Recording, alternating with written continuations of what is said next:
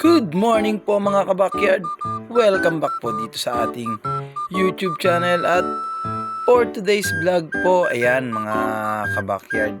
Bali, nagbibisi-bisihan po tayo ngayon dito sa ating munting manukan. So mga kabakyard, ngayon lang po ulit tayo makakapag-upload ng video ngayon ng content po natin dahil medyo busy po talaga. Tsaka mas marami po akong na-upload po doon po sa ating FB account po. So mamaya ipapakita ko po sa inyo yung FB account po natin para doon sa mga subscribers po natin. Follow nyo po ako, masubscribe din nyo po ako sa aking FB at mas updated po yun mga kabakyard. Tapos mas makikita nyo po yung everyday lifestyle natin doon, kung mga kalokohan natin doon, at saka yung syempre yung mga buhay pagmamanok natin makikita po ninyo doon sa ating FB page. So yan mga kabakyard so medyo mainit na po ang panahon ngayon, natutuyo-tuyo na po yung mga damo dyan sa aking manukan, kaya medyo tinitrim-trim ko na rin po mga kabakyard. Yun, mamaya papasilip ko po sa inyo din yan yung mga naka-cord po natin, yung mga bago po at saka yung mga dati pa, yung mga nakikita nyo pa po dun nung last na upload natin. So yun mga kabakyard, so welcome back ulit dito sa ating YouTube channel. So pasensya na mga kabakyard, mga lods, matagal-tagal po tayong walang upload dito sa ating YouTube channel. Medyo nabibisi po talaga tayo at nakakapag-upload po talaga tayo sa ating FB account. So eto nga pala yung FB account natin, ipopost ko dito, ilalagay ko po dito sa ating video na to. So yung mga subscribers natin, para naman ma-update po kayo dun sa ating buhay pagmamanok dito sa ating munting backyard, follow nyo ako at saka share my video mga kabakyard, mga lods, dito dyan sa FB page na yan, sa FB account. Ano yan yan talaga yung account ko. So hindi ko na pinagpatuloy yung ginawa kong page kasi nalilito ko. So ito na lang, dito na lang nyo ako i-follow. Dito nyo ako mas masusubaybayan sa buhay pagmamanok mga lods, mga kabakyard. So yan mga lods, mga kabakyard, nag-mower muna tayo ng konti para naman yan, para ma-update ko rin kayo mga kabakyard sa mga nakatali dito. So yung mga nakatali na lang dito mga kabakyard yan siyempre mga kalawang lines din to mga kabakyard yan, mga kalawang lines po natin. Ayan gray gold. Ito pa yung isa mga kabakyard, natamaan na rin sa ripa So tatlo yan sila magkakapatid. Pero yan, talagang palulugunin ko mga kabakyard para talagang magkaroon tayo ng mga bull stag. Tapos syempre, ito yung pinagmamalaki nating bago natin. Hindi naman bago kasi para sa inyo mga kabakyard, bago to, bago nyo lang makikita. Yung dahil hindi pa ako nakapag-upload sa channel natin. Yan, golden boy yan mga kabakyard. Ang cross niyan sa black, sa Melsim.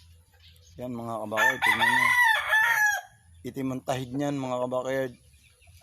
Yan po yung mga nagamit ngayon natin dito sa mga palabas natin. Mamaya papakita ko rin po sa inyo mga itsura ng mga anak na yan. Tapos syempre, may alpas tayo ditong alawang lines, black gold.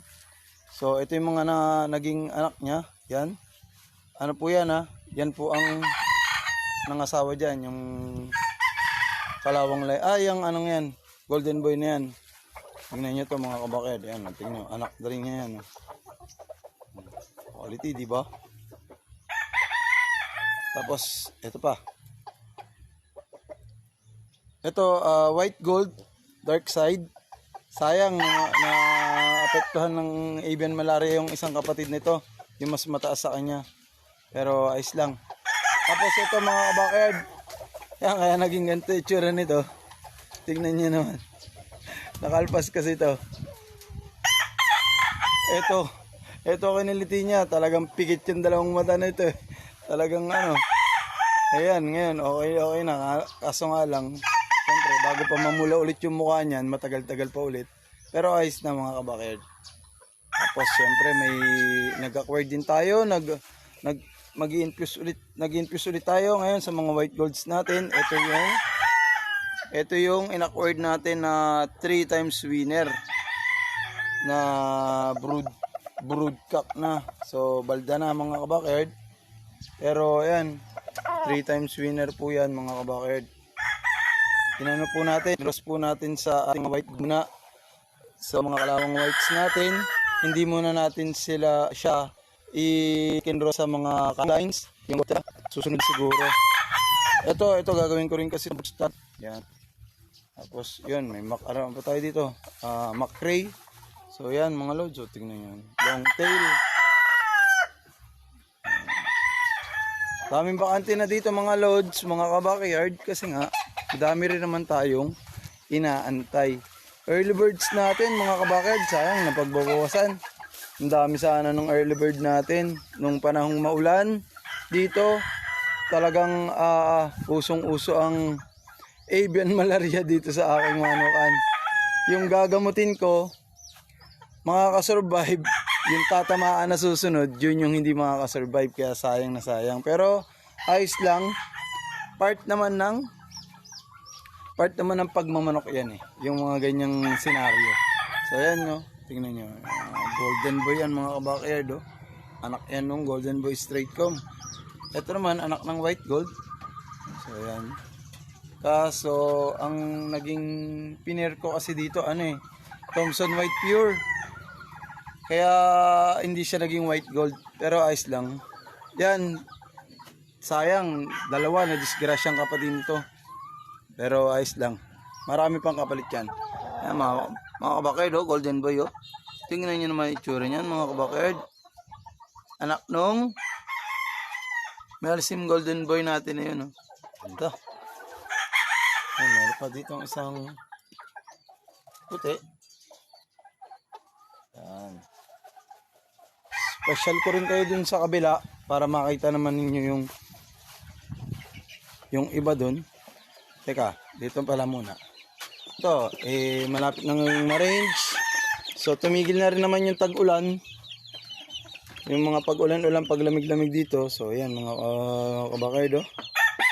Wala pa naman tong lalaki. Mga golden boy din na nakakross sa mga black gold. Sa mga kalawang lines. Yan. Ayan, mga lord. Straight comb, kuwang-kuwa na nila. Yung kanilang ama. At continuous breeding naman tayo mga kabakerd eh. Marami pa tayo nakasalang dun. Kasi nga nagpahabol pa tayo ng date born. Siguro pag maraming lalaki dun, marami na tayong magiging panali dito. So ganito yung area natin dito. Ginawa na po nating mini range. So yung mga inahin po natin para hindi po sila nadadry, yung pumapangit pagka lagi lang nakakulong. Yan, napapaghiwa-hiwalay po natin dito. At the same time, pwede rin po naman nating pang-range to. Yan, kagaya nito. Naka-range pa po yung iba dito. Yan. Siyempre, yun yung mga kalawang whites natin. Yan yung kinross ngayon natin doon sa in-acquired nating 3 times winner na gold. So, hindi ko sure yung bloodlines nun, pero farm din yung pinanggalingan nun eh.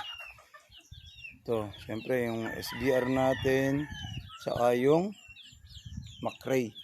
So, ito, gagawin ko na rin siyang ganyan. Para sa mga sisiw natin, marami pa tayo, yung mga bago ibababa, dyan natin. So, ito, naka-close din naman to. Yan, alpasa na lang din to. So yan. Ano to? Double purpose to. Pwede tong ranging, pwede tong breeding kasi pag nagpa-flock mating tayo, yan. Yan natin nilalagay. So yun mga kabakerd na-update ko na po muna kayo dito sa ating manukan. So yan, kita-kits next time po ulit at ingat-ingat po palagi. God bless and have a nice day mga kabakyard. Bye!